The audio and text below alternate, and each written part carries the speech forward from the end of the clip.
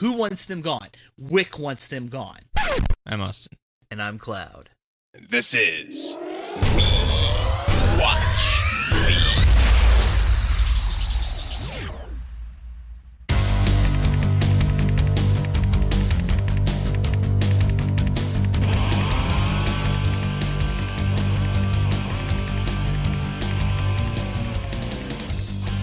Today's movie is John Wick Chapter 3, Parabellum, which I hate saying and we'll talk about in a minute. John Wick 3 is a neo-noir action crime thriller film, 2019, starring Keanu Reeves, Halle Berry, Lawrence Fishburne, Mark Dacascos, Asia Kate Dillon, Lance Reddick, Angelica Huston, and Ian McShane.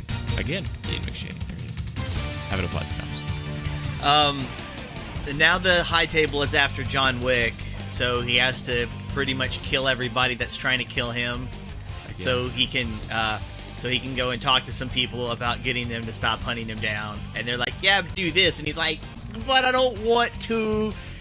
And so we're just going to kill all these people wearing body armor in a very savage way and then get shot off a roof and live. I mean, yeah. I mean, there is a.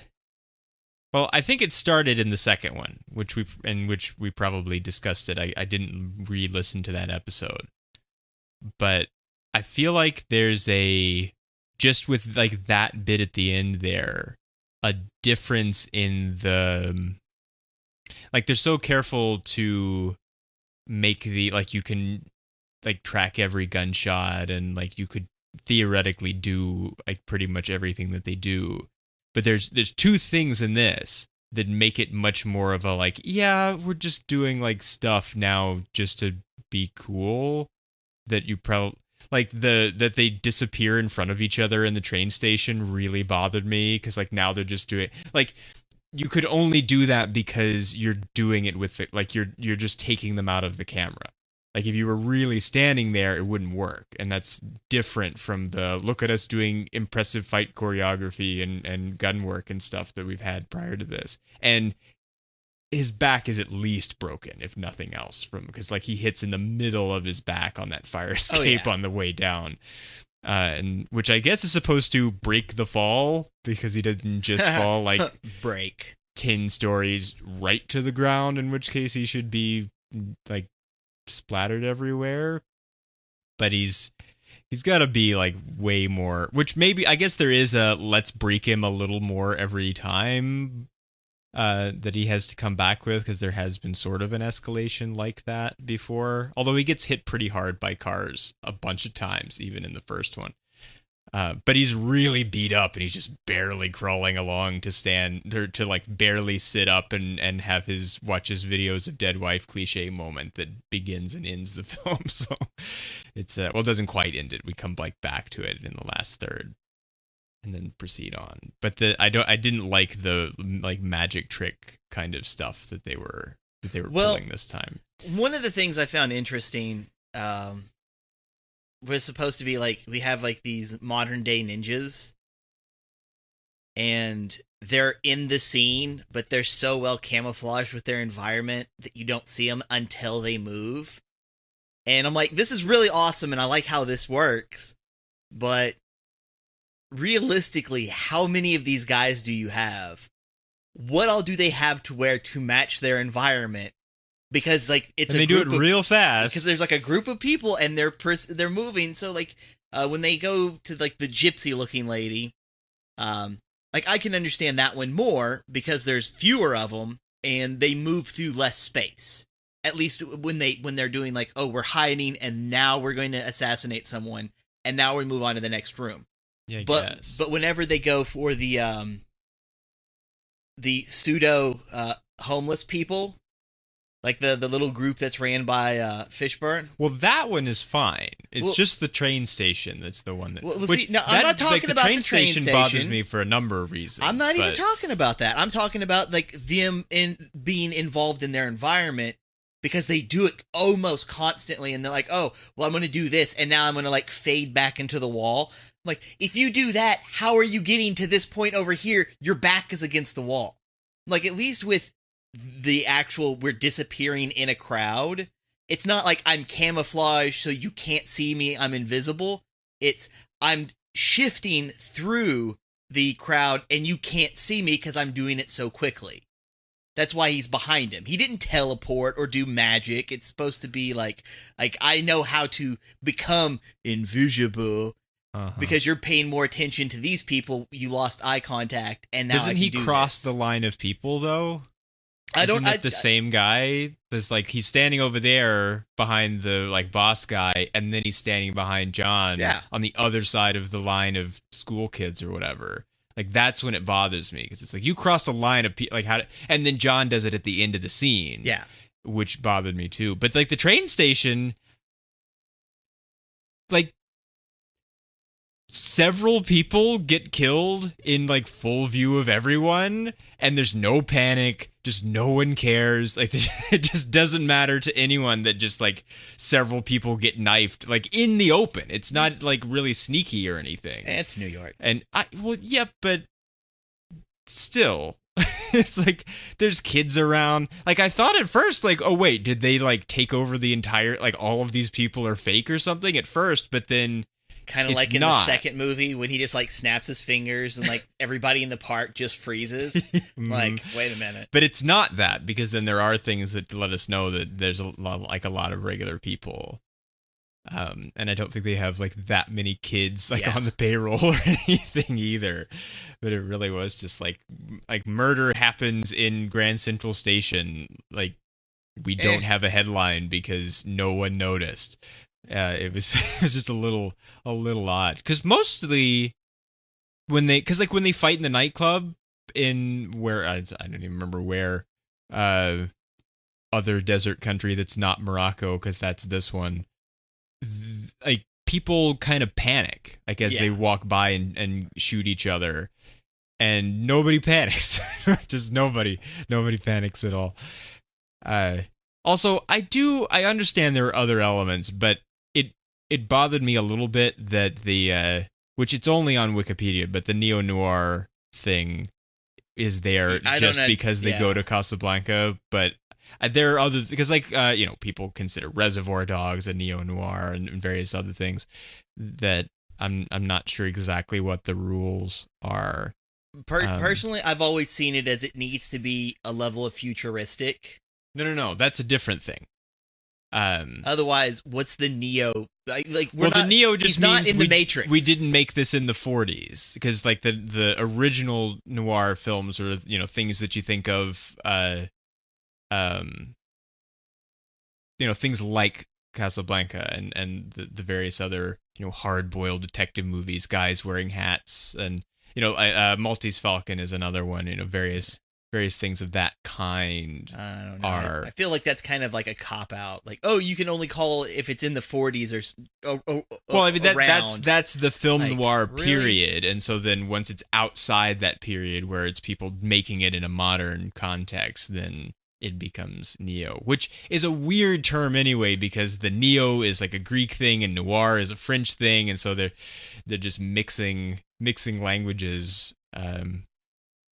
And I don't know if it's exactly like that they should be able to get away with it, but because it should be, what's the French? No, that's Spanish. I can't remember, but it's not. It shouldn't be Neo, but no, he's not in the Matrix. Which, I mean, by the way, we should just say Keanu Reeves, just because we have to. I like Keanu Reeves. I like Keanu Reeves also. I will say, you may remember that I was rather negative about Chapter 2. Yeah.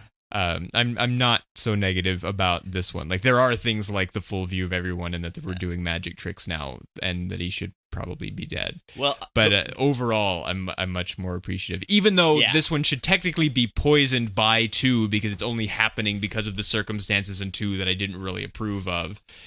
And it does have he's really only killing a bunch of people just so he can, like, he's just trying to stay alive now, which is a different thing than what he was doing in the first one.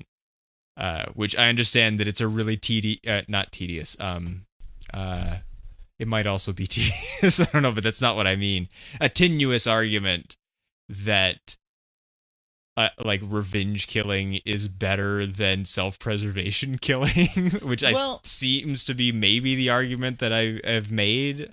Well, the first one was the revenge killing. I know, which is the one I'm more okay with. Well, the second one was dude shows up, you owe me a deed, and now I've put you in a situation where either the high table's going to kill you, or you kill me, and then this is... Which I do remember saying he should just let the high table kill him if but see, that goes against the self-preservation thing. I don't know if I like the self-preservation thing, though. And then this one is about the self-preservation thing. Yeah, and at least they actually say why. It's not like, well, they're trying to kill me. It's like, no, I have a reason for why I want to keep living. And I think that was something that I appreciated. So he can remember thing. But if you're dead, you won't know that you don't remember. And, like, you died remembering. Because, like, if he stays alive, one day he might forget. Yep. Where if he just goes ahead and dies, then he never forgot. Well, that was even something that William... That was his name, right? Williams? Williams? Who is Williams? Winston. Yeah. That Winston tells him, it's like, you know, do you want to keep living as a slave, or would you rather die a man remembering, you know, like that kind of thing? And now, which I'm not sure which option he chooses, because I guess he chooses the I can die remembering, but then he doesn't die and doesn't really like want to, and they go to great lengths to try to not die when the high table SWAT team shows up. Well, I've got a whole big thing about the end of this movie that I've been milling over for the past few days. Mulling. Milling. Which it's a brain on a grindstone, and you just mill that brain into powder. And yes, I know I said powder, even though a brain would be like soft. It's a Magic the Gathering kind of thing. All right. So did we know before that John was like a gypsy or something? Not that. Okay, maybe if you knew more of like the language kind of stuff, and like you could pick it up or you notice things. Like, I know he speaks Russian, but he also speaks like everything. Yeah. So that wasn't a clue. We have a group of people that speak a language that's not English. John Wick knows it and is going to say it whenever like they least expect it, right before they die. Except for the two Asian dudes who like just kind of pass out after they get their ass whooped. Yeah, I do like that he didn't kill them. Yeah. Like they talk some smack. Like no, they beat him. They talk some smack. He's like, all right, second wind, and then just demolishes them. Which there is... With his belt. There is a... See? Belt. Like, I was so happy because... Twice, because they make him take off his belt before he goes into the theater. It's like, listen, we know you can kill her with your hands, but leave the belt at least. Yeah, it'll be, like, it'll be harder with your hands. It'll be easier if you have your belt, so we're going to keep the belt. And it's not because it has, like... you know, like a poison dart, and it's not like a James Bond belt. It's just a belt. It's just a regular belt. It's a leather belt. But you could still kill someone with it. Not one of them weird cloth belts. No, it's not a web belt. It's because he's wearing nice clothes all the time. So I hate those kinds of belts. I don't web belts? Yeah. I have one. I wear it occasionally with certain clothes. The only reason that I have... Actually, that's not true. I did have one before that I used to wear. But the one that I have now is for costume purposes. I'll let that slide. Yeah. Well, no, like... But I don't know how much it's been discussed on the show, but like I have this thing about belts, like that you should always have a belt, and that like I beat on Kenny for not wearing a belt and various other people all the time, because you might need a belt for various reasons. You know, typically I wouldn't think I might need to kill someone with this. But you know, like my standard example is like, what if you like suddenly have your leg chopped off? Yeah. What are you going to tourniquet it with if you don't have a belt handy? What you going to use your shirt or something? That's not going to be as tight. No. So you should have a belt, and he does, and he puts it to great use in that. I was much excited by that. But the fight with them is the there are a couple of times where it seems like people aren't really trying that hard. It's mostly them, where like they could have killed him several times, but they're like playing fair, or like they're kind of. It's almost more like they're sparring or something. They're having an interesting time of it, rather than just like, we're gonna kill this guy by any means, which is what most other people are doing. Almost every time they interact with him, and they actually end up saying it, where it's just like, oh, this is John Wick. Like, I'm so excited, I get to fight him, and so they stretch it out. Yeah. And like a few of them that he just kind of runs into, he just kind of kills right away. Mm-hmm. Like the guys on the motorcycles, little stuff like that. It's like, we're not paying any attention, we're out to kill you, and he just slaughters them like it's nothing. But you know, like, that's how that scene is set up. It's meant to move really quickly. And then like they're in the weird, we can't use the mirrors again, so we're gonna have this weird reflective glass. Yeah, which is kind of mirrors. And so like they're kind of like, ooh, wow, we can disappear, and like reflections, and we know how to use our environment. Yeah, when they disappear in there, that's fine. And then they beat him up a little bit, and reflections and things. And then he's just, and they talk trash, and that's what it was. Is they talk trash, and then he kicked their ass. But there are a couple of times where it's almost, and it may just be the way it's shot, because there's another moment that I have a question about too, but I have something to compare that to, so I'll come back to that. But there are a few times where it sort of seems like people are waiting their turn, where like he's fighting one guy and there's kind of like another guy nearby, but like he waits to come forward until the guy in front of him gets beat up first.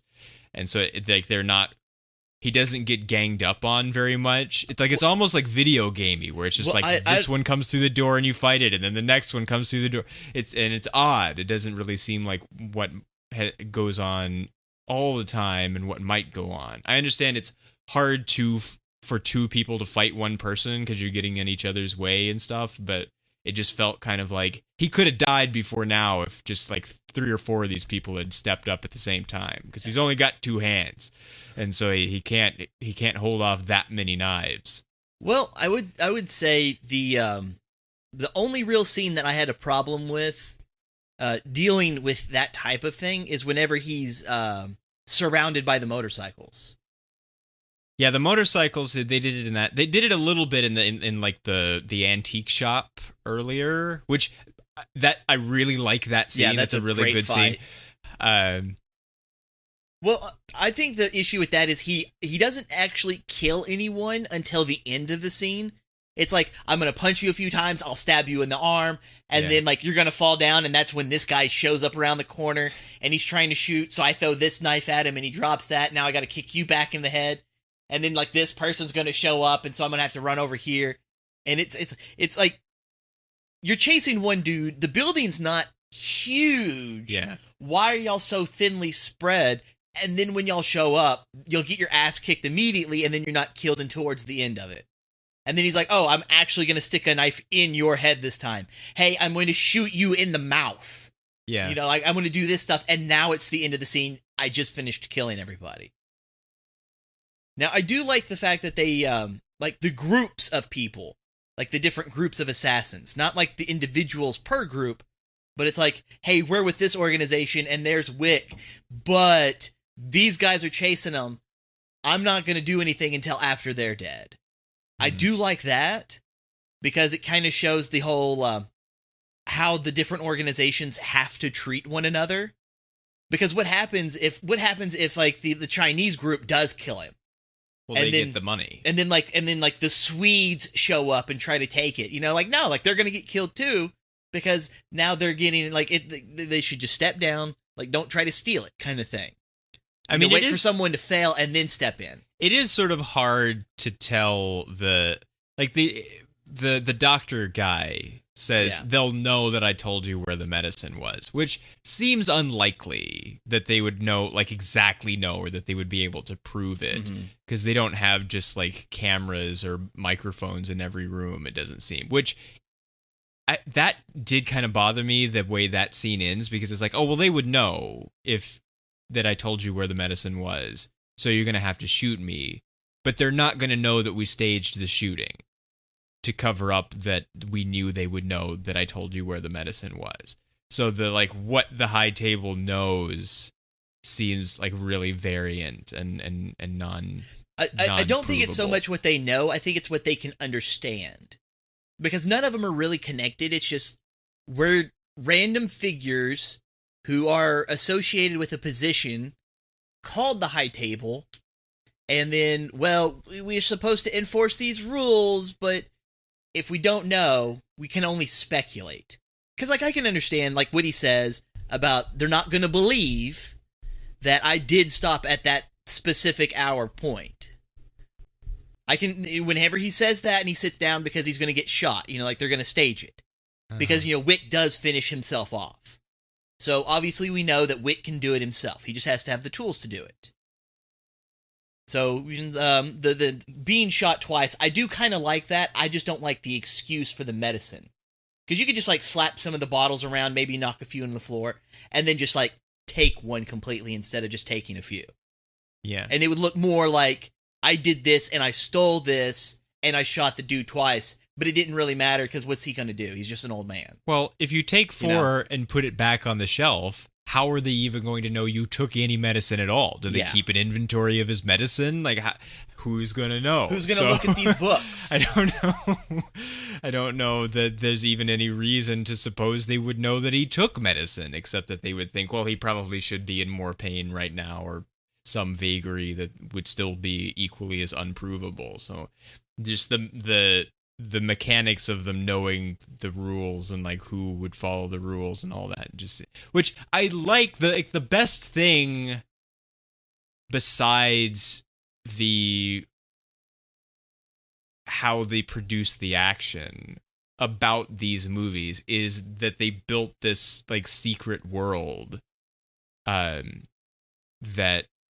that you have the various Continentals and the High Table, and that everybody kind of agrees to these rules, and there's this like switchboard that in this that has this library, and they keep all of the records and on paper, and so they rubber stamp things, and like I like all of that, even though the world building is nice. The world building is nice.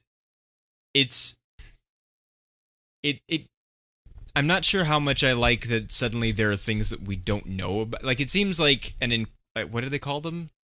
Adjudicator, Inquisitor? What was? Yeah, I think it's what was she? Adjudicator. Well, like, we don't need to know about her until she shows up. No, but it seems like maybe something like that we could have found out in the second one, as much like breaking of the rules and like shady stuff was happening. We only know about the rule breaking at the very end. Well, but that he's like bound by this like thing that he has to even have the second movie happen, that if he goes back on, then like there's already they're dealing with the rules at the beginning. I'm not really sure how you would have mentioned them, but it's like we knew about the High Table before, and we didn't know that they had these walking around judging people. She's very weird. The question I do have about the rules is that it seems like an awful lot to remember, that like there's all of these various people that are tangentially involved in this assassination business, or people who are involved all the time, and like they're staying at the Continental like every day, and they have big stacks of gold coins in their safe. There are so many rules, and like this is how this works, and if someone shows up with a thing with this logo on it, then like you know who they are, and it seems like so much organizational structure for all of these people to like have learned and keep track of all the time. And like we've never seen a book or anything that has all of this in it, and so it's like how do you get into this? Like how do you learn the rules? How do you like is there a difference between someone who kills someone for money and someone who kills someone for the special gold coins that you can pay at the Continental with? Like, and how is that difference decided? Like, how does it work? Yeah, it's really easy in what's the movie? More words than that, please. I know, I'm trying to get there. Alita. In that, it's just like, oh, you go to the place and you sign up. Yeah. To the like building, carry your rocket hammer around. You got the stuff, and And it doesn't seem like that here. I do also wonder, like, what if someone tries to stay at the Continental that doesn't, like, because it's just there in New York. It looks like a hotel. There's like doormen outside and stuff. Then they don't check anything when you walk in. So, like, if you walk up to the desk and try to get a room and you don't put a coin down right away, does he tell you, like, how does he get you out without letting you in on what's going on? You mean like towards the end when they had to like shut everything down? Well, no, I mean just like normally, like when it's operating. I would like, say what they if would just still somebody treat it walks as in? a hotel. I guess because like no killing is allowed to go on. Well, like, but you're not even allowed to do like job work at all. Yeah, you're not allowed grounds. to like you have to make deals for work or anything. Yeah. So like the judicator has a blue coin. And I'm guessing, like, for some reason, blue coins or blue gold, because, you know, maybe Egyptian stuff. I don't know. I'm recalling the scene from Brendan Fraser's Mummy movie with the dude, and he goes, blue gold! And then, it's a scarab, and it kills him. All right, I'm just saying the coin was blue. All right, so the thing that I'm going to agree with you and disagree with you on when it comes to the rules. What rules are there? Because, like, all I understand is that you got to do the contract, and if you break the contract, that's against the rules, but that's kind of obvious. They tell us no jobs on the ground. That's okay, that's obvious. And then, what? We don't know anything until something happens, and they're like, you just broke a rule. Like, yeah, but that's rule? What I mean. But, like, everybody knows the rule. Like, we don't know the rules, but everyone else does. And there seem to be rather a number of them. And so, like some of the stuff, you know, like whenever she puts the coin down, and that's supposed to be, it's like having an ID badge. Like, okay, the dudes who work the counter, if someone shows up with a coin, you just have to remember this color equals this position. There you go, done. I guess so. But I mean, it is sort of very military kind of, where just like you know what the rank insignia look like, but you may. I guess, you know, maybe you've never seen like a general or an admiral or whatever in person, but like you'll know one when you see one, and probably no one's ever seen an adjudicator before until it's like bad news when they show up, but they still recognize it when they show up. Now, for the people staying at the hotel, I would think in general, like they would treat it like normal staying, and they would have a select number of rooms. Is it just really expensive, maybe? Because like they pay with those coins, which we don't know, which gets muddy in this one because they go to Morocco and they see the place where the coins are made, which I guess are all the coins made there. I'm not sure. I think he probably runs the treasury, so I would say they do. Which, just a second, I did have a question about his like outdoor desk monument to the first coin ever made thing, because like I understand it's Morocco. It probably doesn't rain very often, but it's just full on outside. It's got to rain sometime. I'm not worried. I'm worried about like wind and blazing sun. He doesn't have like a canopy. The walls aren't that high on the like whatever castle sides. This thing is up in the air somewhere. And we're not even there yet. Oh my god, I have so much to say about that. We know just from Casablanca, the movie Casablanca, that it at least gets foggy from time to time, unless that's just totally bogus and fake movie fakery. We didn't know what we were doing. But there's a plane. Film it. It looks good when it's foggy. It doesn't matter that there's never fog in Morocco. Like, it looks great. Shoot it. They didn't shoot any of it in actual Morocco anyway. It's all on the studio lot. So they didn't have to have real life Moroccan fog. If such a thing even exists. Moroccan fog. But like he says that it doesn't represent a monetary value. It represents like some other vagary. And so, but they are made of gold. Yes. So there is value. There is value, even if they're not transacted that way in this like assassin underworld that they all live in. Which I do really like their double use or double meaning use of under the table. Because like under the table is like they all deal under the table because they're doing illegal things, but also they're all dealing under the table, meaning they're following the rules of the high table and they all operate under the the leadership of the high table. Uh-huh. And so like I like when they say that, and sometimes they like almost give each other a look when like they say it, so it seems like we know we mean two things here. Well, like there's there's even a third meaning to it. Because Lawrence is just like, listen, I am the throne. Like, you don't replace me. And it's like all of his stuff that he does literally under the table because, you know, it's not just illegal, it's dirty. Well, and now he also seems to be under the ground. Oh, yeah. Too. Oh, so. The actual throne! on an actual throne, yes. Like, that scene gave me an anxiety. I can't even say it. Anxiety? Jesus. Yes. Like, I was like mid-panic attack, just, oh, this is so great! Oh, he's alive! They better make the fourth one! I swear to God! I was so excited. Well, I mean, I assume they probably are.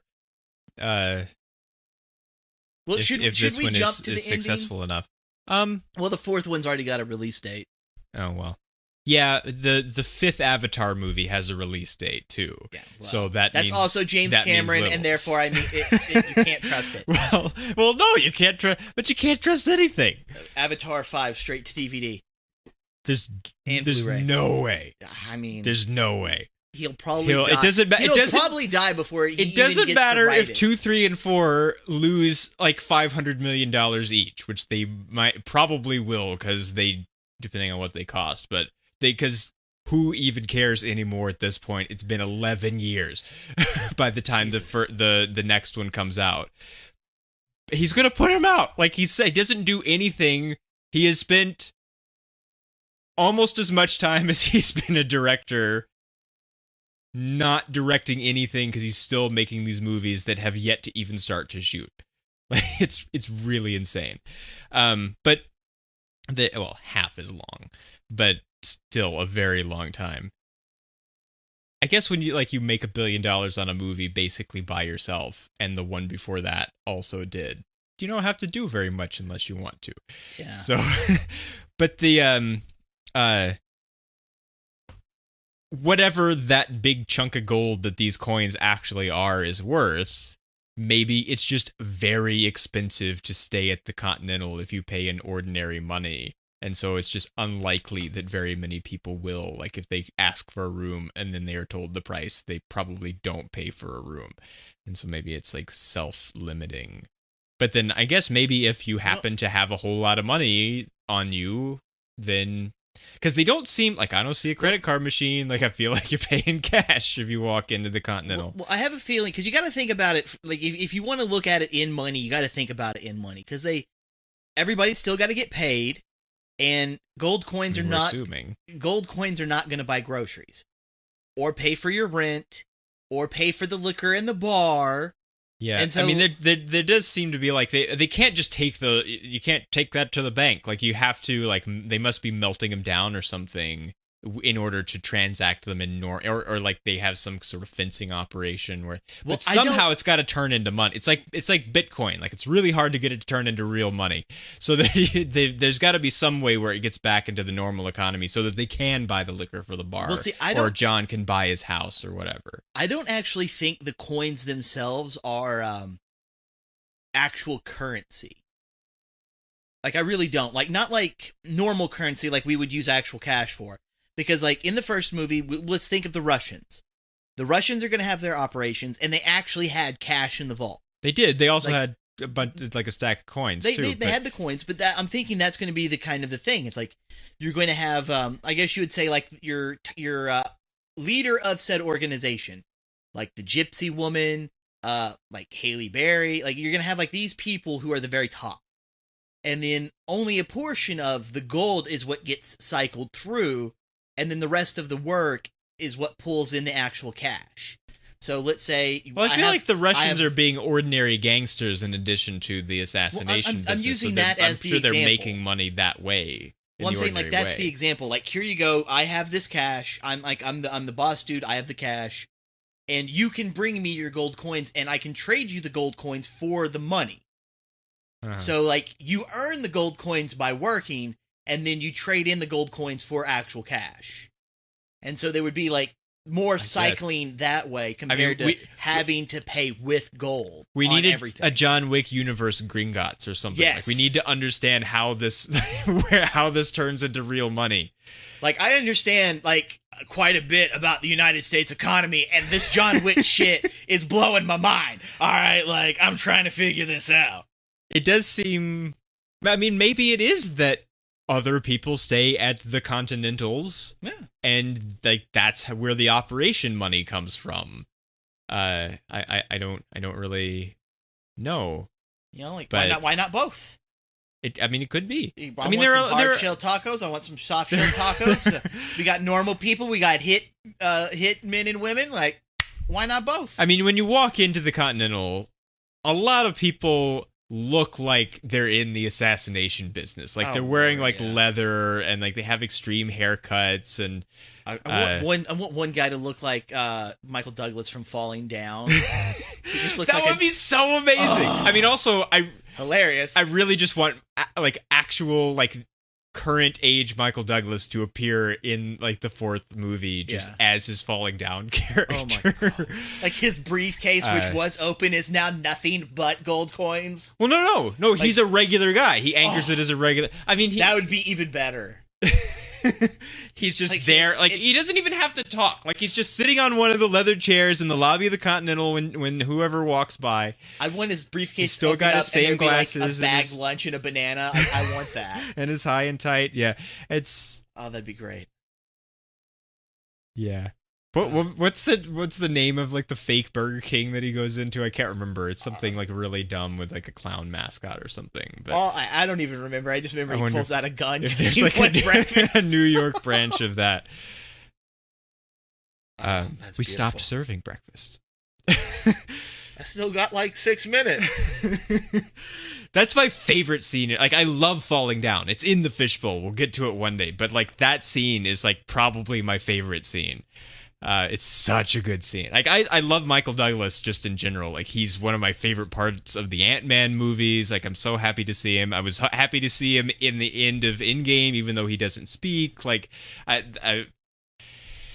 a minute. I thought he did, because I thought he did. Does he speak? I thought it's something about getting the portal ready. I don't remember. I know like the camera moves past him, but it's like him and his wife, and then they have to like get back to the van to like get the thing ready so they can start sucking people in.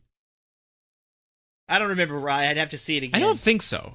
I don't remember that, but like either way, I was still happy to see him. However much he did, just like I really like Michael Douglas. All right, so I want to add this in. I want to add this in because I don't know if when you saw it, you got this trailer. But I got a trailer for Anna. No, I don't think. I don't remember that name. Because it's supposed to be like some Russian lady who's supposed to be an assassin. And then like it's like a picture of the Black Widow, but R-rated, and some other lady instead. All right, and when I see it, it looks interesting. You know, I'm interested in it, yes. But it looks like they want to make a female version of, like, the John Wick movie. Like, that's kind of the vibe I'm getting from it, all right? And then they give us Halle Berry. And she literally has an entire scene herself that is just her being a female version of John Wick, but with dogs! Yeah, with dogs. And they are adorable. Oh, the dogs. I can actually use the dogs to, like, slide into the thing that I said I would come back to. This is the easiest one to point to, although it happens at a couple of other times. There are times when it seems as if the movie knows what's about to happen because of the way the camera is behaving before something happens. Yeah. Like when the dogs come into the scene, or at least at one point when the dogs come into the scene, like John's over here fighting somebody, and then the camera kind of pans away to nothing happening for like several seconds, and then the dog comes running into frame, and then the camera follows it over. And so it's like the camera got there early, but there was no reason for it to be pointing there because it didn't know anything was going to happen yet. Unless you can think like, oh, if we're like saying this is happening for real and someone's operating a camera for real, they like heard the dog coming, but you don't really hear the dog coming. And so it's and there's a famously used example of when they first fly to the Jurassic Park island on the helicopter, and like they're flying through like the canyons and stuff, and there's a moment where the camera is pointing a direction like towards where the helicopter is going to come through, and it's just like jungle and forest and stuff. And then the helicopter comes through, and there's like a beat, and then the camera moves, and it's done that way so as to show you, or to make you feel like there's a guy sitting here with a camera. He doesn't know what's going to happen, and then he's like, "Oh, there's a helicopter," and then it takes him a second to think that, and then turn and follow it. And what's here with the dog and another time or two is the opposite of that. It's like we felt the movement first, and then the subject comes into frame, and it's just an odd kind of like, it makes it feel like a movie for a second. It goes away pretty quick, but there's just like a moment where it's like, oh, I'm aware that they knew that the dog was going to run into frame, and they panned over to it. And I kind of wonder if maybe it's just that because it's done in one shot, it's a continuous shot, so I wonder if the dog just took a little too long to get there. And so like they started the move, and the dog was supposed to be there, and it just hadn't quite made it yet. Well, one of the things I noticed is, and it doesn't matter with our hero character, if you will, they keep them in frame, but they always shift the side of the frame they're in for when they do those kinds of things, because they do the same thing in the Continental when the tactical team shows up, and John is underground, like he's like in the catacomb where they keep the extra stuff that they're storing, and you'll see like some people come over from one direction, and the camera will like shift in such a way that John is still like hiding in the spot he's hiding, but now he's turned to look this way to shoot them, and then it turns the other direction. And then John will turn and he'll shoot the people who are over here, and then that's when they actually I don't know, the dolly that it was on, they just push it all the way to the right, and then that's when he almost follows the camera, and then more people show up, and then he shoots them from that. Yeah. So it's like, we're going to keep this going as long as possible, and we want him to stay in frame constantly, but instead of us following him, he's following us. Yeah, which is, I don't remember feeling that in the other two, and it's odd because it's all the same people. Yeah. So, like, it's exactly the same people in every position, except it is odd that this time, instead of just being written by Derek Kolstad, which the other two were, it's written by him and 3 other people that have not been involved before, and so it's odd that it took 4 people to write this one, including the guy that normally writes them, and it only took the one guy the other times. But otherwise, it's the same. So it should be like, it should feel the same. It should be the same. Like, this is how we shoot the John Wick movies, and so it's always that way. Sort of in like the way that the Bourne movies all kind of feel. Yeah. Feel like they do. And it felt a little different, and I'm not really sure what that, because there is a lot more of that like preceding motion, so that like we don't lose him and have to catch up. It's like we move first so that he can move into frame. Yeah. I mostly didn't notice it in like those other scenes where you're talking about. I mostly noticed it with the dog, and I can't remember the other times, but I guess it is kind of all through it in that sort of way where there's a lot of pre-motion. Well, they don't do anything like that when he's outside and there's vehicles involved.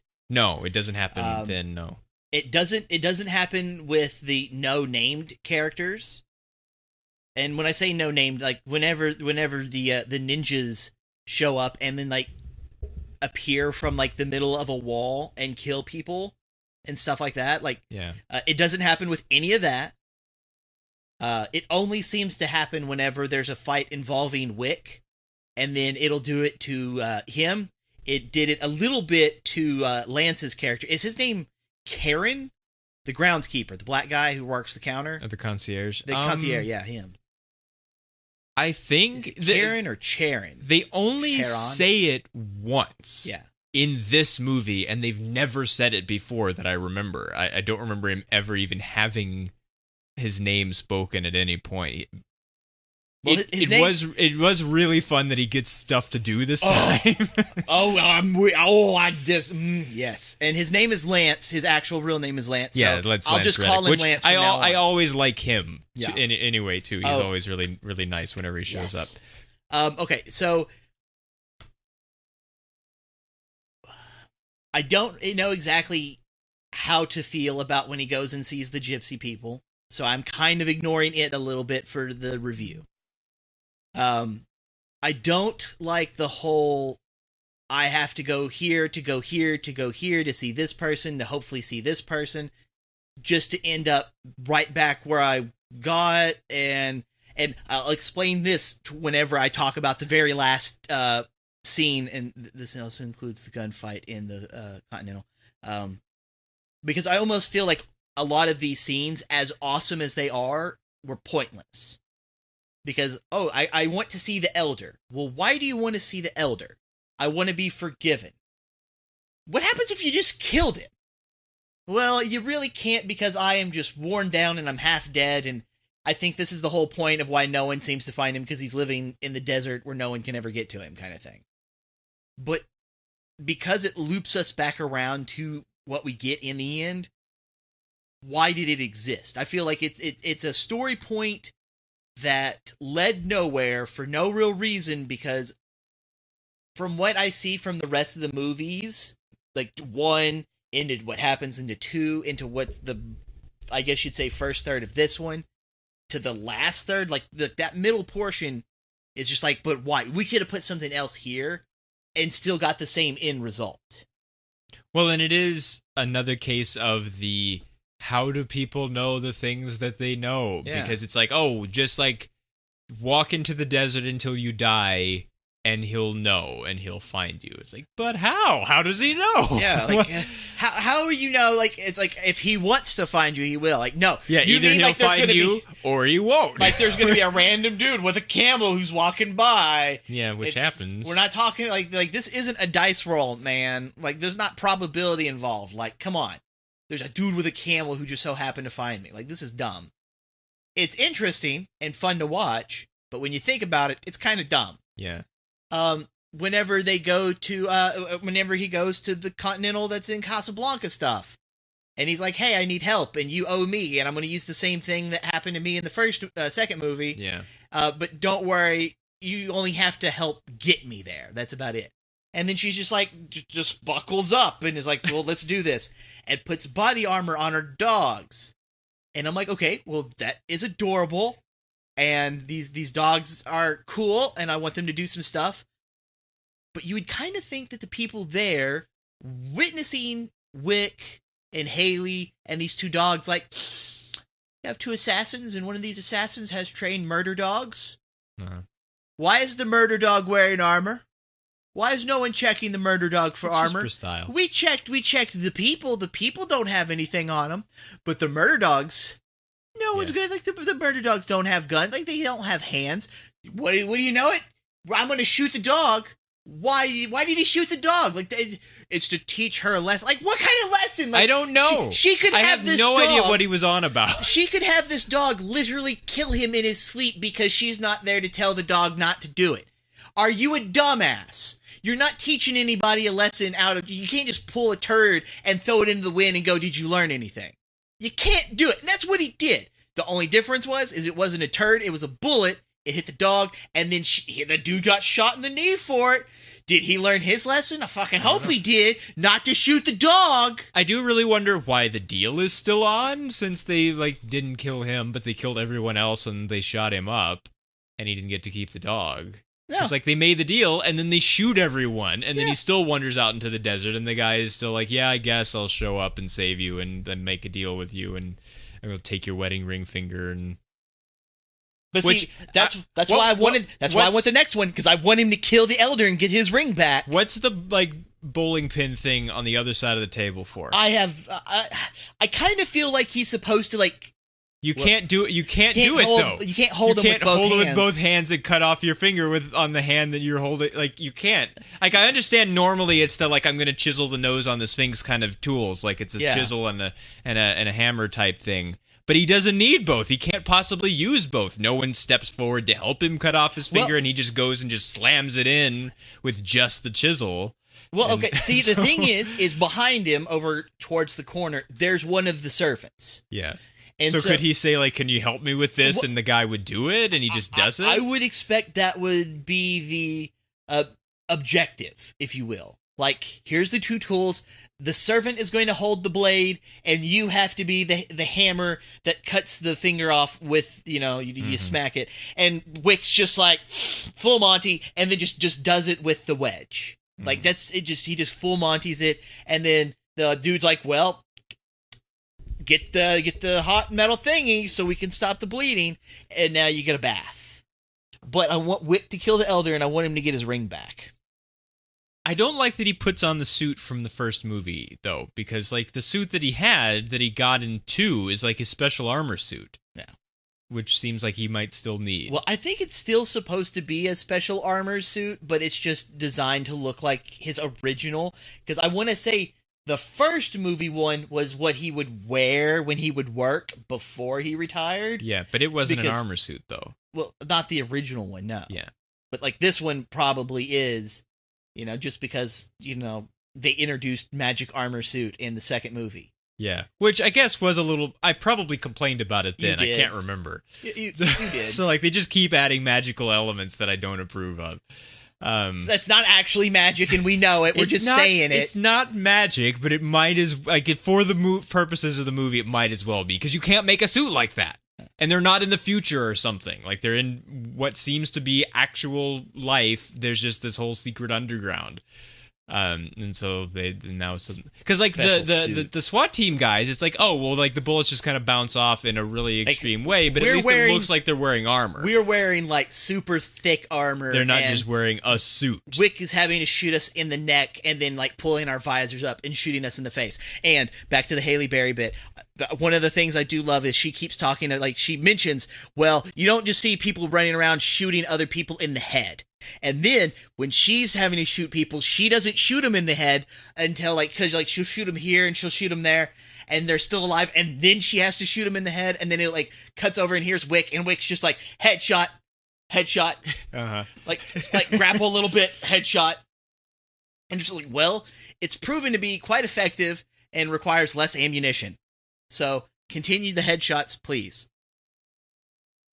I do really like the which we didn't talk about it on the show, but we talked about recently in person because I watched Chisholm, the John Wayne movie, and I talked for several minutes about why you shouldn't stand behind horses, and then like their faces just implode, and then here we have why you shouldn't stand behind horses, because you will get kicked to death in the head. You listen here, city people.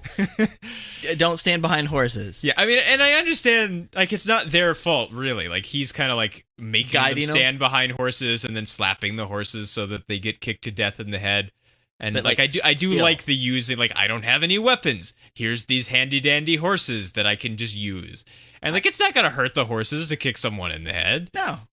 So, and none of the horses get killed. No, which is nice. No animals were harmed in the making of this movie. He does ride a horse pretty fast down the road, which is probably not that comfortable for the horse. But well, at least he only did it a little bit. He only did it a little bit, and then the horse just disappears. Just walks off. He's still riding the horse, and then he shows up at the doctor building without the horse, and we didn't see him do anything. Yeah, we didn't see him ditch the horse. So at some point, he stopped riding the horse and continued walking, and they didn't.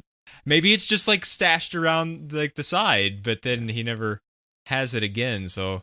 I mean, and it's a goofy chase, kind of. Like, it's exciting, and it's really well done, and I like it, but it's like, you're not outrunning motorcycles on a horse.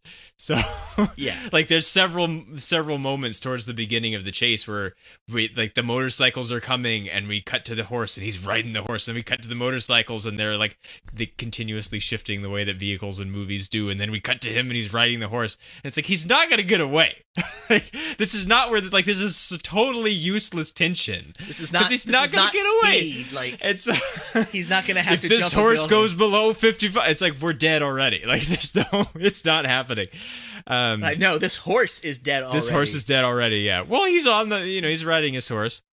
So he's going up with the horse if the horse goes up. Yeah. All right, let's see here. Gypsy People. Yeah. Educator. I do like the look at how bad Ballet hurts. Yeah. Like that we see it like hurting her and she's being made to do it over and over, and then we walk through the room of other people who have been made to do it over and over, and they're all like broken up and Pulling in pain toenails off. because like Ballet is terrible. Like it's really, really hard on you. People can only do it for a few years.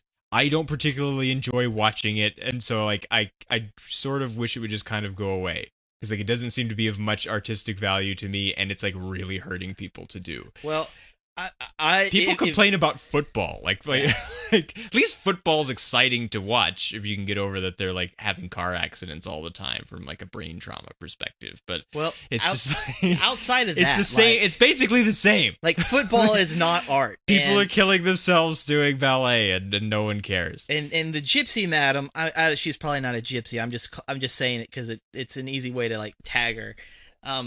But she makes some really good points about like my people came over here because they didn't want to suffer anymore, but life is suffering and art is pain. And I really like that as kind of sometimes I don't think that's like a blanket statement. No, I would say it's a blanket statement only because it's your definition of pain. Because you have like the whole like I'm a starving artist. I'm sure you'd prefer not to be a starving artist, but you kind of are. And it's that kind of aspect. Like, that's why I look at it and it's like, oh, even though it's not as accurate, it could be kind of translated in that form. And we see it, and I think ballet is stupid. Like, I don't personally enjoy it. Like, there's musical scores that have been associated with ballets that I do enjoy. Yeah, the music is fine. I can listen to the music without the dancing part. I don't want to see... And, like, it's not that I don't enjoy watching dancing of different kinds. It's just I don't particularly enjoy watching ballet dancing. Yeah, I would rather watch, like, a play. Like, I guess like instead of like people performing like a normal theatrical play, it's like we're gonna do stuff on stage, and then there's gonna be music, and then you kind of just have to follow the flow, blah blah blah blah, whatever. I think it's dumb, but they used it kind of like, oh, you need a visual representation of the phrase that I'm gonna say that actually seems to be pretty deep, and blah blah blah. Except it's not even always true. I need to go to Casablanca. Here's my crucifix. Yeah, which like breaks apart in like a particular way and then easily screws onto a branding stick. Yeah, the crucifix pulls. Yeah, like off I of understand the there's change, like the tearing the ticket metaphor, which it's a good thing that this happened in New York. Otherwise, he would not have been able to get to the Library of New York to get his like artifacts that he's going to need for this journey he's going to go on. Oh, he just wrecks that giant. That was fun. That scene was fun. He was a giant. Like it's not to be like, oh look, blah blah. Like no. Yeah, I don't know like, who the he dude is. Is like kind of 8 foot tall, like a Richard Keel looking guy. Which it also seems like, in addition to knowing all the rules, just broke his. Everyone neck. also knows everyone else in the underworld and just like recognizes them on sight and like knows who they are. And it's like this, everyone is and maybe there's like a self-selection kind of like, if you can't remember all of this stuff, you're not going to be able to be a good enough assassin, and so it just weeds itself out. I don't know, but maybe it seems like an awful high level for people to be on. Maybe it's just people who stand out more specifically, because like Giant Man's a giant. Yeah, he but literally stands out in a crowd. He does stand out in a crowd. Wick is famous. He is famous, or infamous. Even though he hasn't like killed anyone until like for 5 years. I hadn't realized really, I guess, or I hadn't thought. I guess I did realize, but I hadn't thought about in the time between the second movie coming out and this one that these movies take place in a week. Yeah, like they're very like, obviously this one picks up the like a minute after too, but just like the whole story is like, it's taken, when did the first one come out, like 2013 or something like that, we've been like 7 years with these movies, almost 6 years, and they take place in a week in movie time. And so it's a lot. It's a really compressed 2014 is the first one. It's a really short period of time for movies to take place over, which I do appreciate because like I really like how for 1 through 5 like the Rocky movies begin and end immediately after each other. Actually, before that, because usually you see a little bit of the end of the previous one in the beginning of the next one. And like the Karate Kid movies are that way too, where it's just like they end and immediately like the second Karate Kid movie begins with them walking out into the parking lot of the building where they had the fight at the end of the first one, and then like the third one is like almost, I think there's a little bit of a gap, but I think it happens after the beginning. And like I do like the Back to the Future movies are like this too. They go from one to the other, in which we can actually say, because Kenny's not here to argue the point, but the like Kenny has this habit of calling sequels part number, which it just is like a general like blanket thing, which I think is not necessarily correct. And we've argued about it on the show before, where things like Back to the Future are part 2 and 3 because they pick up right away. And like the Karate Kid movies are that way. They don't have the word in the Rocky movies, but those are that way. And so are these. They are kind of chapters in a very, like if this was a book, if you were reading a book, most books take place over longer than a week. Not all of them. You have things that take place in a really short period of time. But if these are just like, and then the next chapter happened. Now, they're really long or very detailed chapters if they're normal length chapters, if you were reading them as a book. Although I guess you can just say a lot of, and they fight, and then you take up a lot of time, or take away a lot of time. But these really are, they fall under the, you could say part 2 and 3, and it would be correct in that understanding of it, because they are, like, they pick up right after each other. And, like, he sits down at his house in the second one, and, like, right after he gets back from killing everyone, and almost getting killed, and then the guy shows up with his debt to pay, and then he runs out of the park, and then we pick him up running on the street in this one. Yep. And so they do really qualify in the part chapter kind of sense. I don't like that they added a subtitle, because it's never had a subtitle before, and it seems like it's only there so that someone can say the title of the movie, because otherwise they can't. Like, I guess they are saying the title of the movie all the time because people say John Wick a lot. Yeah, but that doesn't count. Like, number. It's like Harry Potter. Harry Potter. Like, no, it's the character's name. It doesn't count. Penn Jillette famously has the movie night game where they would do this in theaters in New York in the 80s when he was living there, and then it's continued on into him having movie night at his house, and that when the title of a movie is said in the movie, everyone politely golf claps, like, every time it happens. And in the case of movies where the title of the movie is the main character's name, it happens a lot, and they do it every time because they're committed to doing the bit. And so in their case, at least, it counts, but it doesn't count as much, I don't think, for me, and I guess not for you. But then the Parabellum, which doesn't the translation of it does it as 2 words, so it doesn't even really work. But they don't want to tip you off to what they're trying to say. Well, see, my problem is with that, because it's like throughout the movies, when they start talking in a different language, they actually show the words on screen. It's like they are still doing they're consistent, so that's okay. But it still bothers me, the stylistic subtitles. But the problem isn't with the stylistic subtitles all across the screen to show the importance of what's being said. Red words. It's the fact that as Winston is actually saying that, like, John, he might as well just say, oh yeah, for the rest of the series, John Wick will murder everyone and then finally get peace. But first he's going to do war, and then instead of actually saying Parabellum, like to like, oh, you're smart enough to understand, it just says war. Like, they give you the whole thing in the subtitles, but you hear him say Parabellum. Yeah. And it's just like, well, you ruined a good moment. Like, you could have actually had, like, what you're trying, like, the whole title thing right here, you know, with part of your stylized subtitles, but no, you screwed it because you wanted to completely translate it. Like, we knew what you were getting at. Yeah, it's a hat. It's a hat on a hat. Yeah. And it's not even two good hats. No, no, it's a pretty weak sauce hat, and then like an even weaker hat. So it's a really fancy hat that's got like feathers and stuff on it that like a really flamey kind of person would wear, and then you stuck like a greasy McDonald's hat on top of it, and then you don't want anyone to see the cool hat underneath. Like, that's what this is. Like, because I like the stylized text, because they use it very specifically. It always shows up the exact same way. There's a lot of emphasis behind it. It's the only time they ever do anything like this. And then it's just like, you ruined it. Yeah, it's better than doing the entirety of subtitles in like some difficult font. Like, I think what was it? Was the Conan movie that did that, or I remember like I think the new Alien movies, I think, do it too, where they use it, which is actually a really bad thing to do because I can't read it. It's hard to read. Is that a C? Is that an E? Is that a D? It's like, this is all digital. At least if you like in Conan, because I'm going to call it Conan.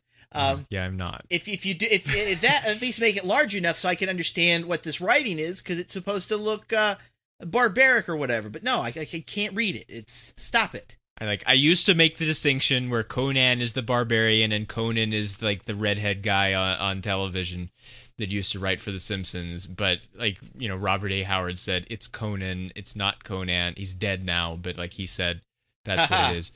And so, like, he didn't, like, die. He didn't say it and then die. But, like, he's dead. Because, like, the stories are maybe if old. he did. But, and like, I understand that that's leaning very close to being prescriptivist. And, like, I disagree with the guy that created the GIF saying it's GIF because he doesn't get to decide how language works. At least, he just gets to invent an image format. But I don't want to sticking on this topic, but, like, Conan and Conan...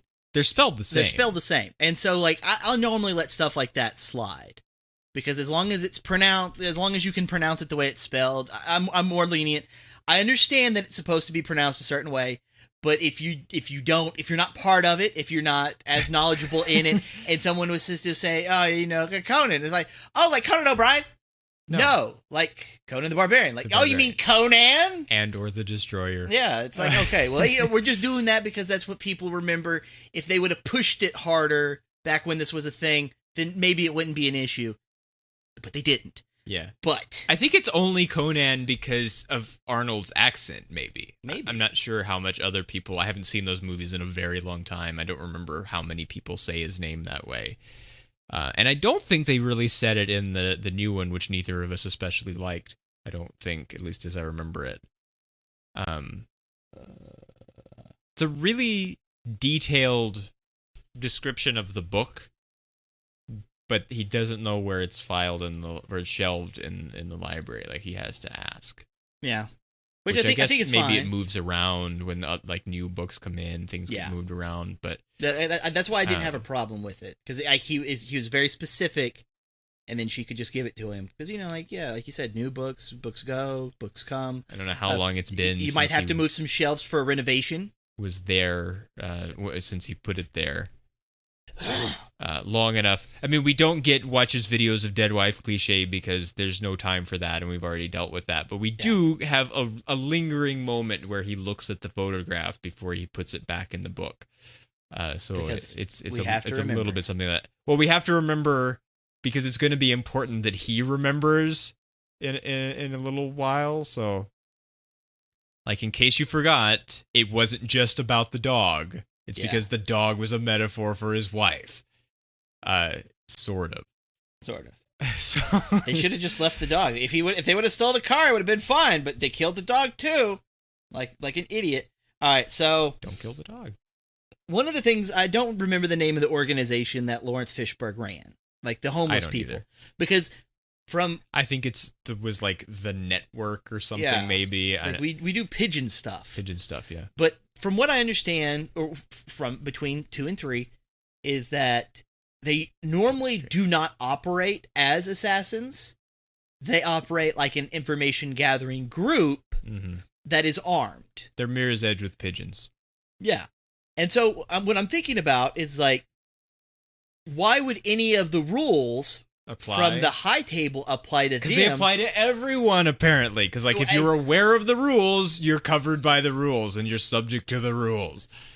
But, like, that now, this is the thing. At some point, he said, I will be of service, so in some previous time. So, therefore, he's bound.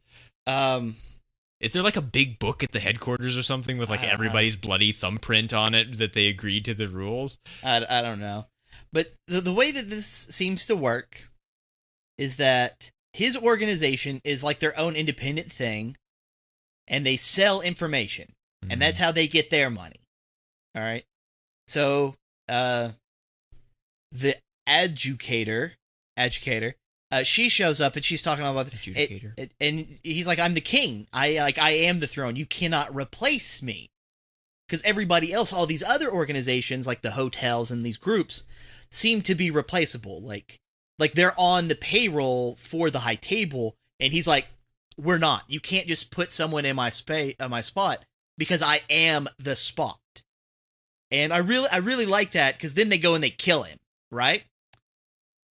And so, like, all of these things in New York City are changing, and when she goes to the Continental and she's trying to smack talk him and everything, part of it is he's talking about, like, you can't take on all of New York. Because, like, when it comes to, the dirty homeless people kind of thing, you know, like, you have to look at, like, this whole huge group, because you can't tell who's who. Yeah. Are you just going to run around just shooting homeless people because they might be associated? They might not be associated? Well, you just pull up the sleeves and check for ridiculous gold watches, and then you know. Yeah, because it was like an outrageously fancy watch. It's like 3 inches tall, and it's solid gold. My God. Just pulls it out and starts clicking on, and is like, you only got a little bit left. Which, like, oh, snap. Like, because they're everywhere. Like, that's literally their job. And so it's like, you got the entirety of New York City, even if you don't realize it, that you don't want to really fight. You know, you just kind of be like, slap on the wrist. All right, we made a mistake. I'm sorry, you know, this stuff. But, you know, we did what we thought we had to do. Apologies. What was that? It's everywhere. Everywhere. All the pigeons. Just pigeon shit. Oh, Lord. And so, now, I'm finally going to get to the last scene. I'm finally going to get to it. Because I do like this Mark. We should have shotguns with this kind of deal. Oh, Lord. I do like this Mark guy. His name is Zero in the movie. And I like when he finally gets stabbed through. And then he kind of pauses. And it's almost like he's so insane that he doesn't realize that he's been fatally wounded. And he's like, just give me a minute. Let me catch my breath. All right. And I don't know, it's like being insane and being a fanboy all at the same time, and he can't choose what he needs to do. It's like he's just so dedicated and having fun with this. And I love that entire series of fights. I think that was beautiful. But when the building gets locked down, and Lance and his crew are going to go and clean house, and the poor guys just get wasted. But Lance is smart enough that once he sees one guy get shot, he evacs. My voice is going out. They do. A lot of them get killed, though. Like all of them. Like, Lance seems to be the only person who's like, and I don't know how, like, he has plot armor. Like, he just kind of like backs out of that moment where everyone is getting killed around him and somehow doesn't get shot. Well, like that's the great thing about it, is you see these people and he walks in and then he sees like 2 of them get pegged because they're shooting these guys, and he just walks right out of frame. And I'm like, okay, well, I guess that explains it. But when they go back into the vault, and you just see Winston there. I love the moment so much where they were like, we need more firepower, and he's just like, he just kind of like lifts his brandy glass and like waves around like, well, there's plenty of it around, just take some more. Well, and see, that's the great thing. It's like, moment. Come on, Wick, you should know this stuff. And then Lance is right behind him, and it's just like, shotgun, shells, armor penetrating. Here you go, let's kill these guys. And then they just walk out there and just mow them down like they're grass. Yeah. Which, have you ever fired a slug shotgun shell? Yeah. They kick. I agree, but I've also fired the nitro load ones, the green casing ones are worse, but even just the regular ones, especially if they're armor piercing, like that's a high load, like, and they're tactical shotguns, I guess, but well, even with that, like they kick. I've fired like various rifles that have like next to no kick, and you'd think that, oh well. Yeah, it's not a shotgun, but like it still have some kick, and it's like, oh yeah, there's nothing here. And I'm sure like changing a few pieces out, maybe replacing the stock, having something that'll help suppress all of that recoil would definitely help. Now, when we've talked about the Bourne movies, that I really appreciate the way that they hold guns, because like it makes them look like they've been highly trained.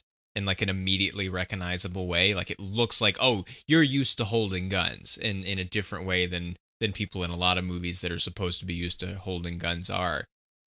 I like in this the difference in the style that they reload the shotguns between the concierge guy and John.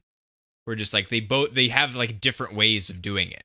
Where it just looks like we're both really used to handling guns, which was a surprise for him. Yeah. Because we've never seen him do it before. But he is. But there's just like a different way. Like they do it the way that it works for them. And there's just like John does this kind of like upside down kind of thing. And he does this particular thing with his hands. It almost looks like he's slapping the gun. It does, and you can just see like each shell go back into it as he slaps it. And it's different than anyone else we see do it. But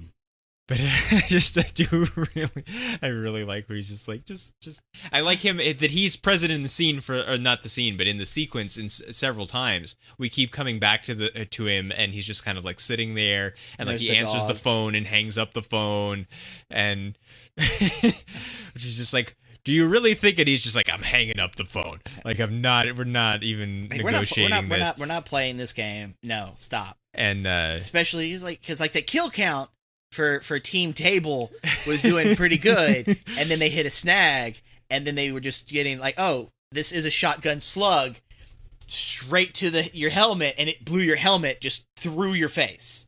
Like, yeah, these people died. Yeah, lots of people died. Lots of people died, and they're all like faceless. You know, they all have. I mean, they're like literally faceless because they have like helmets. So like we never see their face. Almost all of them were killed by being shot in the face. The dog was fine, which is nice. Yeah, the dog was fine. Which he's not as serious a fan as he tries to pretend to be, though, because he says, "Is that the dog?" It's like, well, no. If you knew the story, you would know the dog is dead. That's why the first movie happened a week ago. So it can't be the dog. This dog is alive. It's a different dog. Okay. And then of course she calls and says, I think we should have a parlay. I was about to say parlay. That would be good. Parlay? Which parlay? I can never, parlay. Like parlay? I can never hear it without thinking of the Pirates of the Caribbean movies. Parlay. Parlay? Parlay? Parlay. Parlay. All right, so this is the scene that starts my whole little conspiracy thing for like the next movies to finish the series off, because I almost feel like Wick knows that he should be shot off the top. I wasn't sure if I just think that Winston he didn't, or did they make a deal beforehand? Because Winston does have this kind of like seems improbable at the end when she says he must have survived, and he plays it kind of in a way where she should just be like, do you really expect me to believe your tone of voice just now? Like, so it almost seems like they're hinting that he was in on it. Well, because like I feel that between like, because Winston and John aren't directly said to be friends, but other people say that they are to be friends. All right, and then Winston is always like, "Oh, it's business kind of stuff. He's a good customer. Like, he treats us well, we treat him well. We knew he broke the rules, but for business sake, we had to be nice to him. Otherwise, he probably could have just killed us all in that room as well, because it's John Wick. All right, like, seriously, calm down, lady. But I have a feeling that there's like this tiny bit of time in between when they're in the vault right before they walk out. Because we don't see them, like, finish loading up and then immediately walk out. We see them load up, and then we see the outside of like, it cuts, it's the outside of the vault, and then it opens, and then we see them leave. And he's sitting in his chair. Where is she making the phone call? In her room.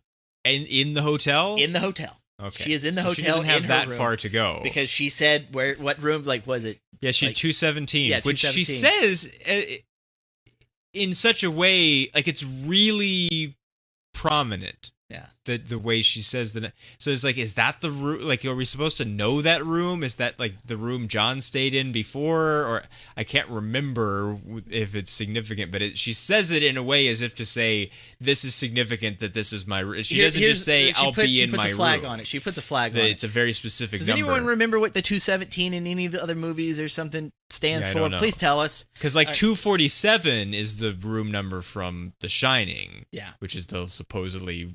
is the whole conspiracy thing about the faking of the moon landing and all that. But it's a different number. It's not that. But I have a feeling that Winston knew that Lawrence was still alive.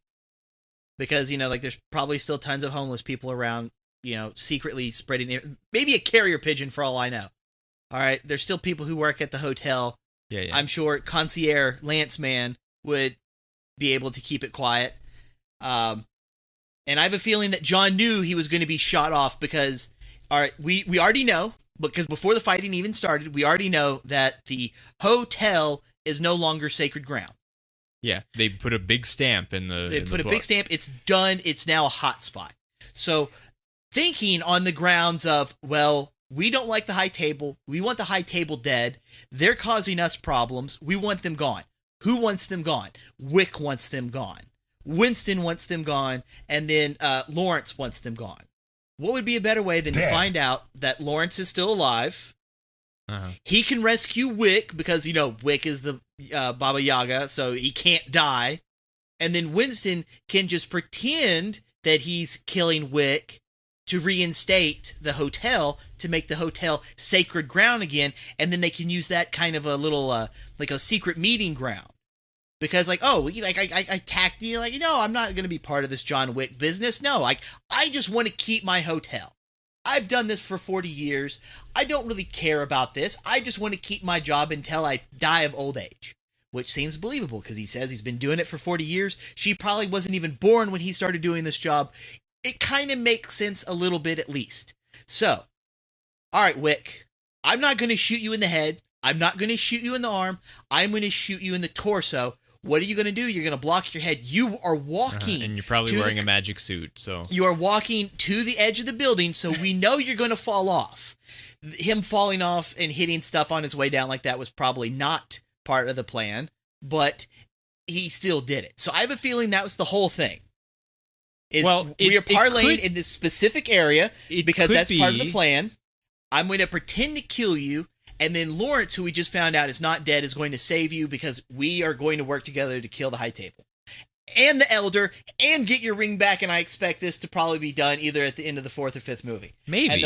And then that's the end of the series, because they'll move on to something else. It could be that he just thinks... I'm super excited. I can shoot him, and he's probably going to live. Yeah.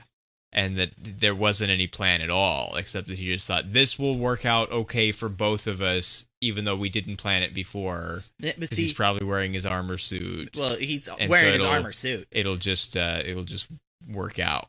The only reason I'm saying it in this direction specifically is because not only does it benefit both of them, but it also keeps them, like, working together. Otherwise, why did you shoot me off of the roof? That kind of... that's not exactly positive for, strong relations. Well, I can imagine the scene where, like, he shows back up and he says, "Why did you shoot me off the roof?" And he says, "Well, you survived, didn't you?" Yeah, and it could be. And then he just kind of gives like a, and then we move on. I don't know. It could be. Yeah. It could be that. And the dog is still alive. And the dog is still alive. Yeah. Swear to God, if they kill that dog off in any of these other movies, I am going to be thoroughly upset. Is the cab driver under the table? Because he didn't have any questions about this gold coin and, like, driving to the Continental. Probably. Was he gonna, like, shoot Wick if he stayed there? Like, what? Maybe. Maybe. I do like I was always under the impression that contracts were optional. That they do call attention to that. Because everyone else, I guess, is just real, like, greedy. Like, they want $14 million, which, how is that paid? Is it paid in gold coins? How many coins does it take to make $14 million? What do you do with them after that? How do you cash them out? We're back to the questions we already had. So. Yeah. Well, some of the stuff, I understand the whole concept of rules are rules. But I also think that understanding why a rule was broken is also important. And that's something that they don't want to ever look at. Because it's like, hey, well, understanding why a rule was broken is, I guess, it hurts the story that they're trying to tell. You know, like what about like the poor doctor guy who had to pretend to get shot? He did get shot. He didn't pretend to get shot. He got shot. But it's like that. Like listen, I did, and he finished himself, and I didn't want to kill him. All right, because, optional. Mm-hmm. Well, I mean, we've met rules before, remember? They were, Rule 1, never change the deal. Rule 2, no names. Rule 3, never open the package. He broke the rules, too. Yep. But those were his own rules. They were his own rules, so. Yeah. But he gets more leeway. I guess, I mean... I feel like he never really says it, but in that way. But he basically says in such a way that we could imply that Rule 4s never break the rules. but then he does. Which, if that was the rules, then that's kind of like you get into like a paradox loop there, where you're like, but if I break, like I can't break the rules, but if I break the no, Rule 4, never break the rules. If you break one rule, that guarantees that you're always breaking. You're always breaking.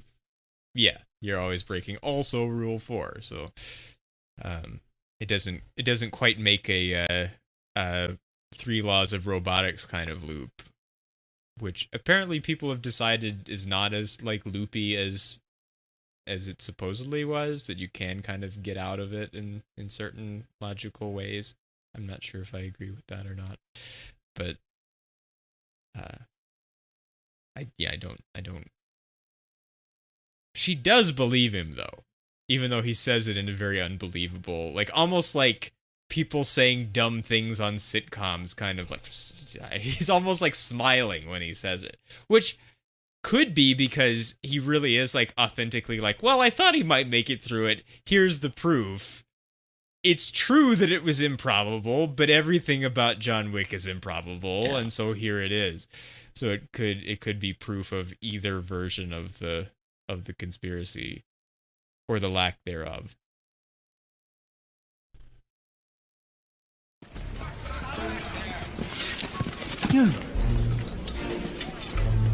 You're supposed to be dead! Am I not?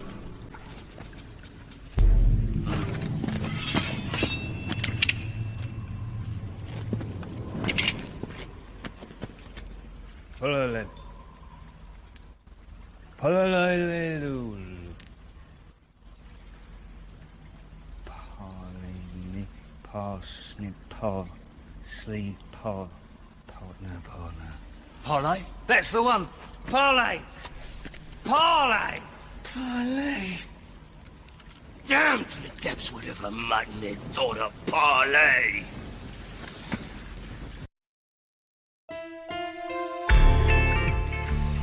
Parlay? I suppose we'll have a parlay here in order to discuss how we feel about stars.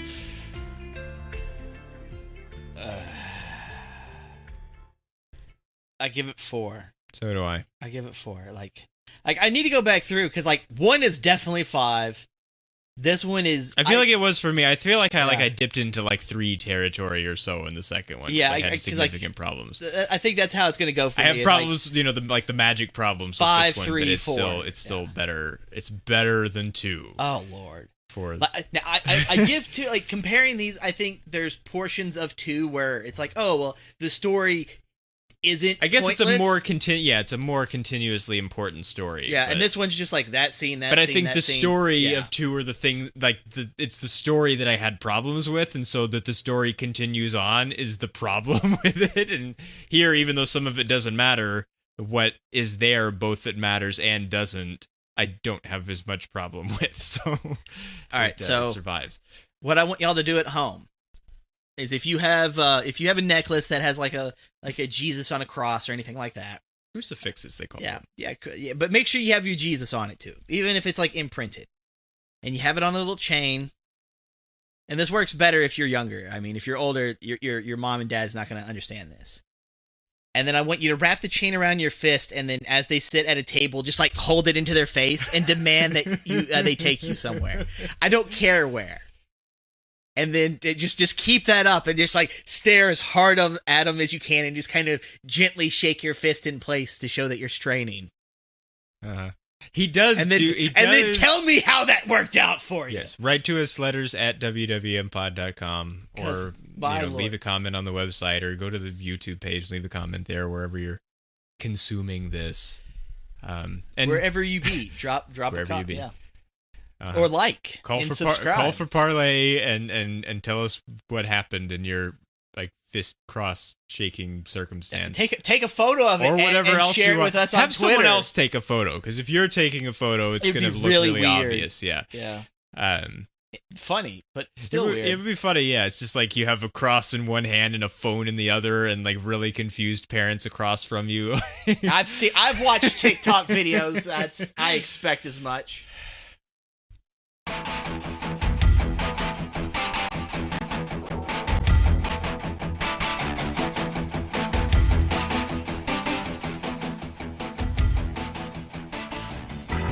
It did occur to me that something that John could say at basically any point in all 3 of his movies is similar to something you once said. And then I'd have people who come in asking for it. Because people really do. They just come in asking for it. And he gives it to them. At some point, you kind of have to think to yourself, John am I really going to go in and fight John Wick, am I? Look at John Wick's body count before his retirement, and now look at his body count after retirement. It's still insane. The doctor guy not wanting to be involved. Don't blame And this is in a week! Yeah.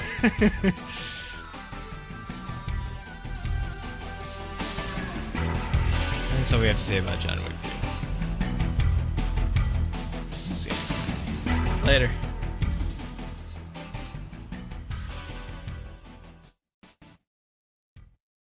And I will say that it seems to me that what went on in the train station should, the next day, be on the cover of the holy goddamn New York Times.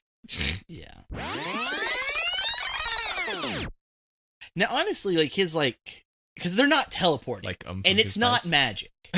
It's not, and we know it's not. No, it's not literally magic, but it's David Blaine on television magic. You can only do it on television. No, I like to think of it as sleight of body. It's like sleight of hand, but it's your whole fucking body. Because I understand what they're doing. I've seen it in other movies, and it's kind of weird. The way that they use it in the movie is impractical, but using it in real life isn't so bad, depending on your environment.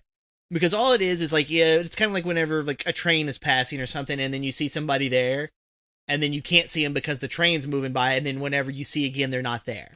That's in so many things.